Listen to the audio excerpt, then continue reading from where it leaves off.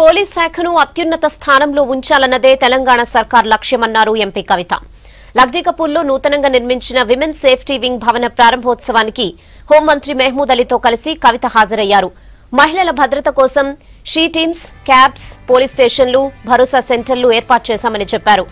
ఎంత అప్రమత్తంగా ఉన్నప్పటికీ మహిళలపై దాడులు ఆగకపోవడం దారుణమన్నారు. విద్యార్థినులు అప్రమత్తంగా ఉండాలని, హ్యాకై యాప్ డౌన్లోడ్ చేసుకోవాలని సూచించారు.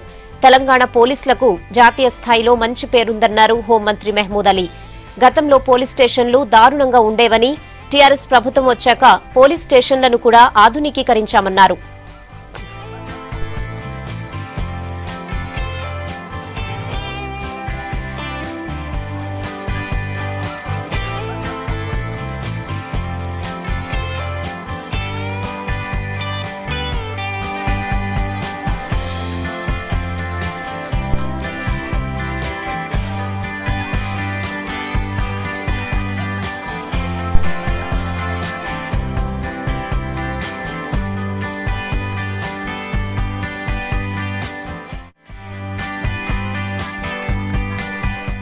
ఈ 4 సంవత్సరాలు 5 సంవత్సరాల్లో కూడా మనం చూస్తే భారతదేశ వ్యాప్తంగా అనేక రకమైనటువంటి సంస్కరణలకు పోలీస్ శాఖలో మన రాష్ట్రం దేశానికి ఒక దిక్సూచిగా ఉన్నటువంటి విషయం మనందరం కూడా గర్వంగా గుర్తు చేసుకోవాలి.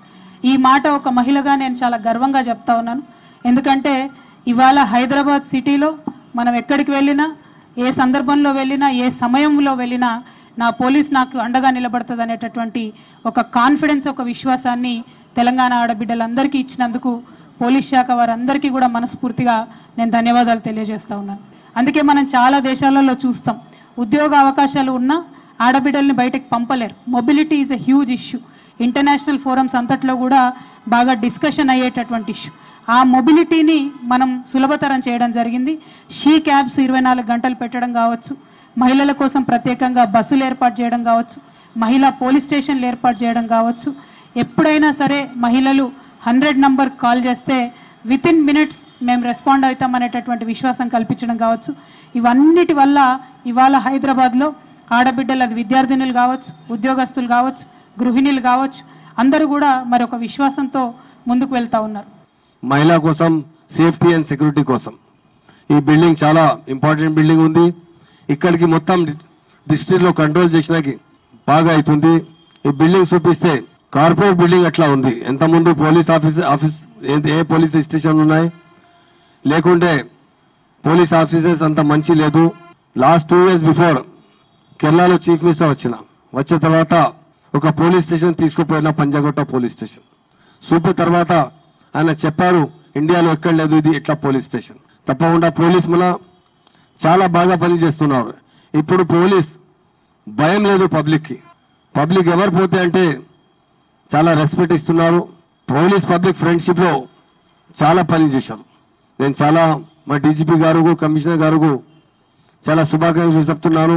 మహిళల యొక్క హృదయాలను చేరగొనడమే మన తెలంగాణ రాష్ట్రం మహిళా విభాగం ఏదైతే మనం కొత్తగా ఇప్పుడు స్టార్ట్ చేశామో దాని యొక్క లక్ష్యం.